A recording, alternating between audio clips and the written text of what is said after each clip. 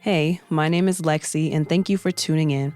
I wanted to do this video because sometimes I notice I'm not particularly in a great mood to do a session, and that stems from a lot of things. I could be tired, maybe I'm apprehensive about recording the client, or sometimes I've been working on something for myself that I don't want to interrupt.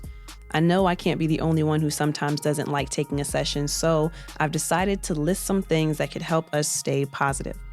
First off, you have to be able to recognize when you're not feeling the best about a session. The first step is recognition, y'all.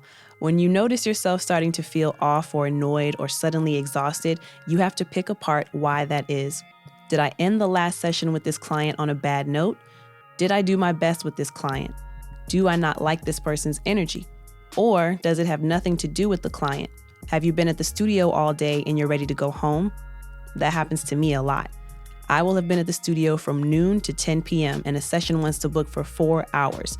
And then I think to myself, do I really want this session? Have I met my goal for hours this week? And a lot of times for me, I just don't feel like doing the session. So for you, you're gonna have to dig deep and find out why you don't want this session.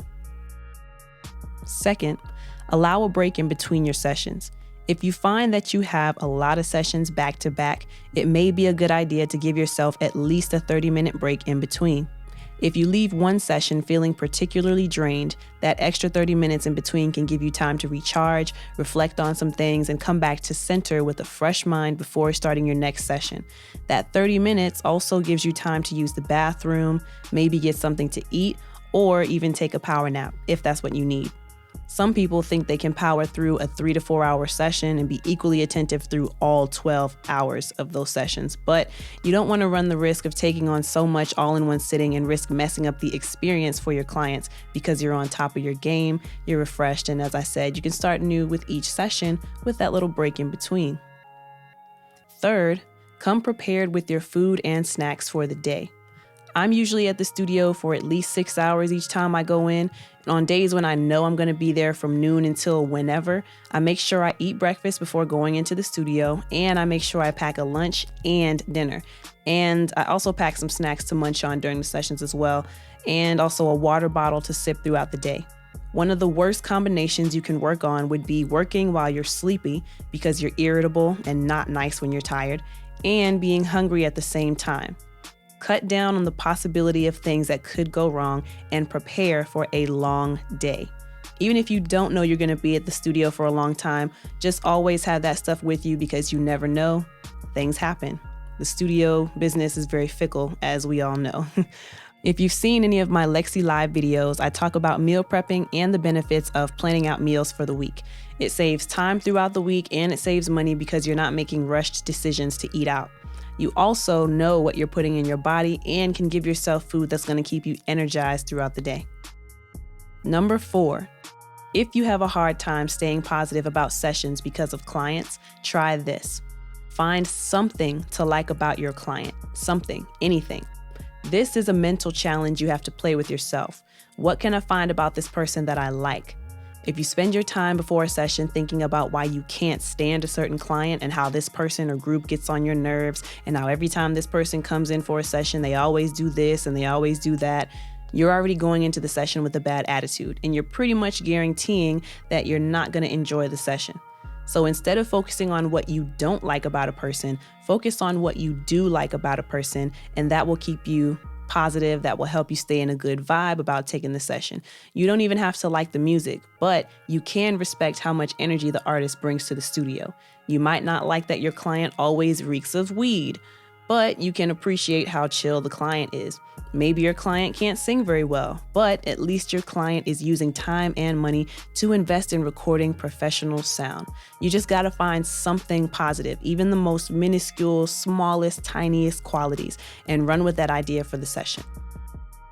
If for whatever reason you can't seem to find anything nice to say about your client, here is number 5, and there are 2 options to this, option A or B. Option A, think about why you do this. You say this is what you want to do, right? So why are you complaining? Didn't you know that sometimes challenges happen that make following your passion a little difficult? What made you want to pursue this in the first place? You got to think about the love that you have for this and let that help you stay positive and motivated to get through these sessions. What else would you be doing if you weren't doing this right now? That leads to option B. Think of where you don't want to be. If you weren't in the studio recording and making music with people, where would you be? Would it be better than creating music? You could be stuck behind a desk from the typical 9 to 5. Working in the studio, you're in control of your own time and you're in control of when you want to work. Of course, if you don't work, you don't make money and you can't eat. You're not standing behind a grill or a fryer though. You aren't putting on a mask for a job you don't like, doing the same repetitive things day in and day out. That's the beauty of being in music and in being in the music industry and in the studio and around other musically inclined people. You don't have to do the same things over and over. Some of the processes may be the same, but you create something new each time you're in the studio. These are the kind of things you have to keep in mind and keep reminding yourself of to stay positive when you feel yourself slipping into negativity or feel yourself taking the studio life for granted. It is hard, but if it's what you love, you accept the grind for what it is and you keep on hustling. So hopefully this list of ways to stay positive about your session has helped you. I know that it's certainly some things that helped me get through the day of being at the studio and get through the multiple sessions that I have in any given day. But thank you so much for watching this video. Thank you for tuning in. And as always, if you like what you saw, like what you heard, please give me a big thumbs up.